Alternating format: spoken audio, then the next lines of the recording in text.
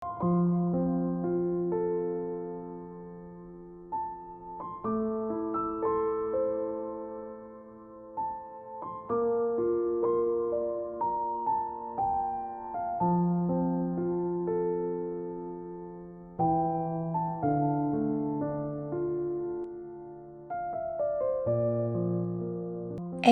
Einstein adalah nama lahir dari Santa Teresia Benedicta. Ia dilahirkan dari keluarga Yahudi yang taat.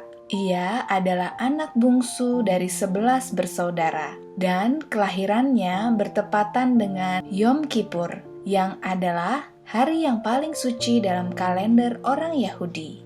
Hal itu menjadikannya anak kesayangan ibunya. Edith adalah seorang anak yang berbakat dan senang belajar. Edith juga seorang yang sangat mengagumi ibunya. Sang ibu memiliki keyakinan religius yang sangat kuat dan seorang wanita yang gigih. Walaupun Edith telah kehilangan ayahnya saat Edith kecil, namun ibu Edith yang gigih itu berhasil melanjutkan usaha ayahnya dan menyekolahkan anak-anaknya sampai ke jenjang perguruan tinggi. Namun, saat umur Edith 13 tahun, Edith kehilangan iman Yahudinya dan mengatakan bahwa ia adalah seorang ateis. Edith yang cerdas adalah seorang lulusan cum laude. Ia pun mulai bekerja sebagai seorang asisten profesor. Sebelumnya, Edith telah mengenal iman Katolik dari sejumlah karya tulis dan temannya. Namun, baru setelah ia berhari-hari membaca riwayat hidup Santa Teresia dari Avila, seorang mistikus dari Spanyol, semakin hari Edith semakin yakin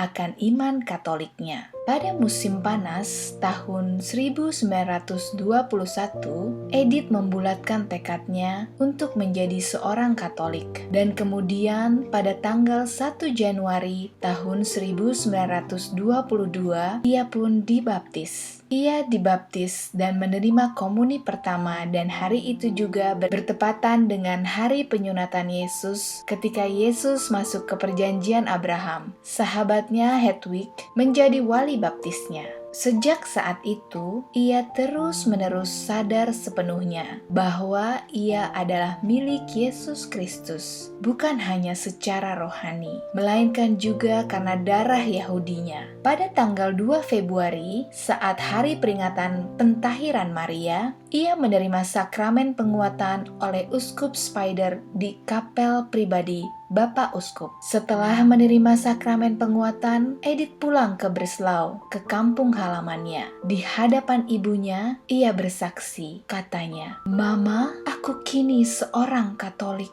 Ibunya, yang merupakan seorang Yahudi yang taat, merasa bagai disambar petir. Hatinya bergetar hebat, dan ia pun menangis.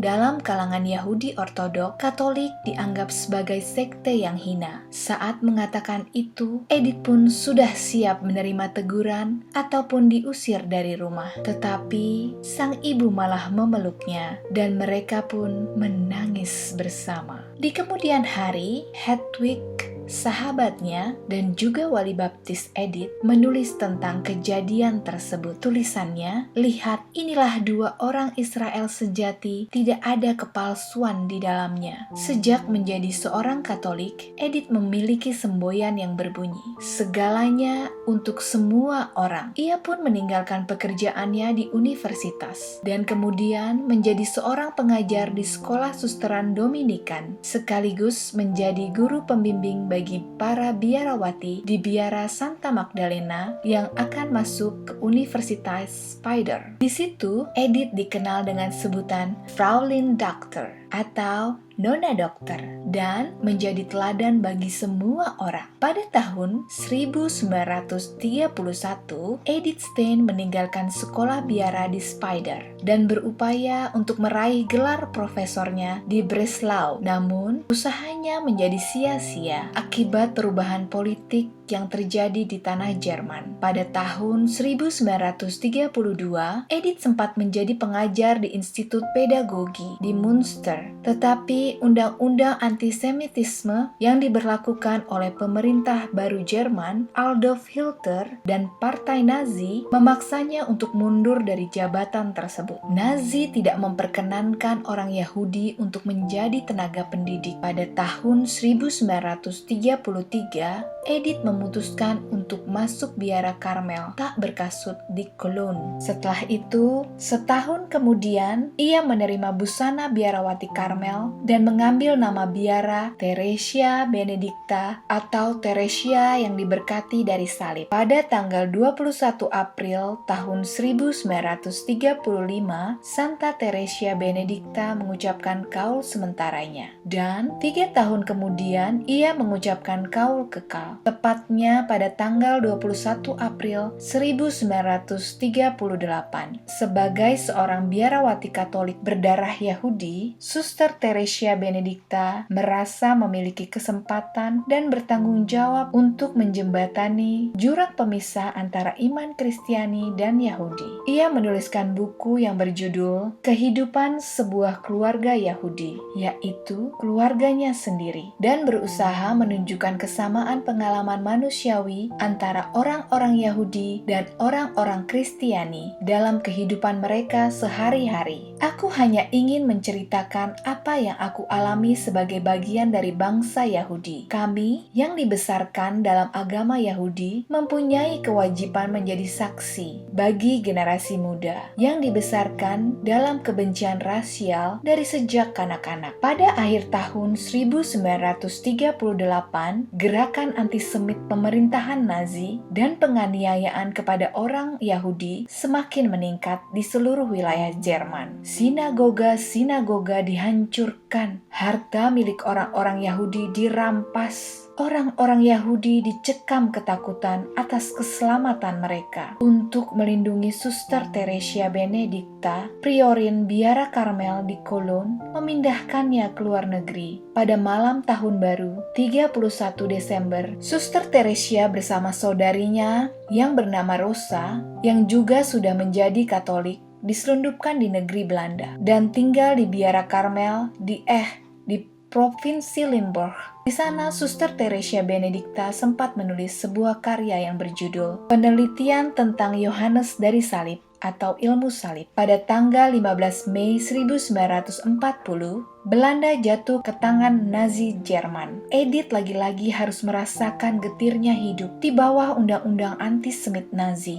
Pada tanggal 20 Juni 1942, para uskup Katolik Roma Belanda mengumumkan pernyataan yang dibacakan di seluruh gereja di negara tersebut yang menentang tentang pembuangan dan pembantaian terhadap orang-orang Yahudi. Akan tetapi, sebagai balasan hal tersebut, pihak Nazi malah menangkap semua orang Katolik keturunan Yahudi, termasuk para imam dan para biarawati. Suster Benedicta ditangkap oleh Gestapo pada tanggal 2 Agustus 1942 saat sedang berdoa di kapel bersama para biarawati lainnya. Ia dan saudarinya Rosa diwajibkan keluar dari biara dalam waktu 5 menit. Setelah Rosa menjadi seorang Karmelit Ordo Ketoga yang bekerja di biara dengan menggandeng tangan Suster Rosa, saudarinya, Suster Theresia berkata,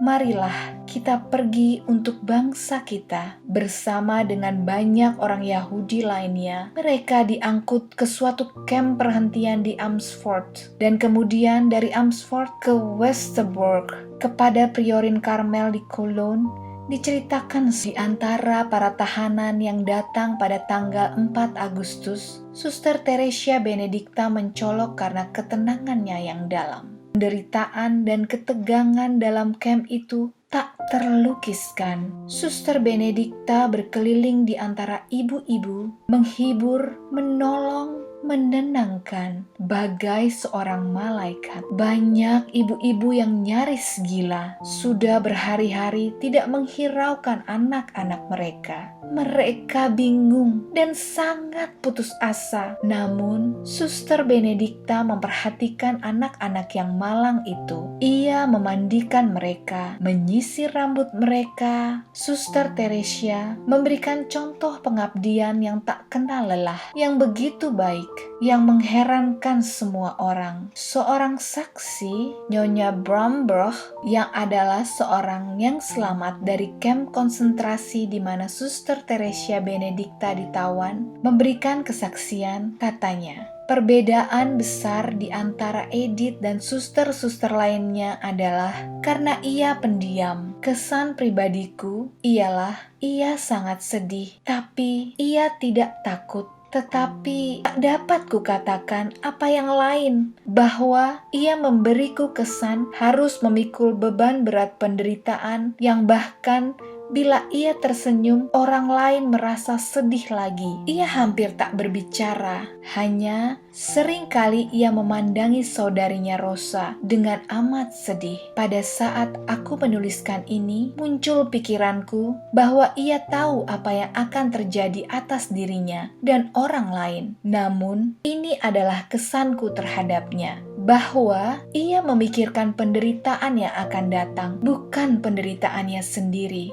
karena ia terlalu tenang dan hampir terlalu tentram, melainkan penderitaan yang akan menimpa orang lain. Seluruh penampilannya sampai sekarang memberi aku kesan. Bila aku membayangkannya lagi duduk di muka barak suatu patung Pieta tanpa Kristus. Pada tanggal 7 Agustus 1942, Suster Teresia bersama Suster Rosa dan 985 orang Yahudi dibawa dengan kereta api ke kamp konsentrasi di Auschwitz, Polandia. Pada tanggal 9 Agustus, Suster Teresia Benedikta bersama Suster Rosa adiknya dan banyak kaum bangsanya dibantai dengan gas beracun dalam kamar gas. Jenazah mereka lalu dibakar secara massal di krematorium. Suster Teresia Benedikta dibeatifikasi di Kolon pada tanggal 1 Mei 1987 oleh Paus Yohanes Paulus II. Saat itu, Bapak Suci menyatakan bahwa gereja menghormati seorang putri Israel yang sebagai seorang Katolik pada masa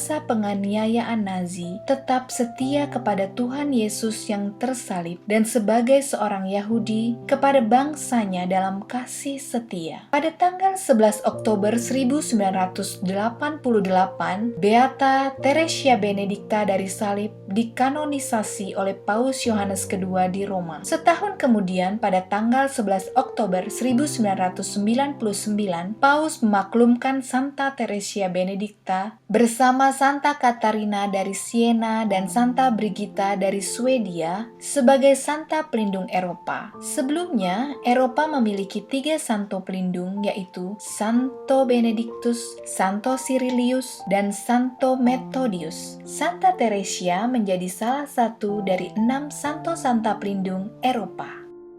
Dari kisah ini menyatakan bahwa kesetiaan mengalami salib hidupnya dijalani dengan penuh ketenangan. Walaupun hatinya sangat amat sedih, ia membiarkan kekejaman terjadi tanpa mengeluh sedikit pun. Karena sejak awal ia telah mempercayakan dirinya kepada Yesus Kristus. Semoga kisah Santa Teresia Benedikta dari salib ini bisa menjadi inspirasi kehidupan buat kalian semua. Sampai jumpa di cerita Santo Santa berikutnya. Bersama saya, Benedikta. Salam sukacita.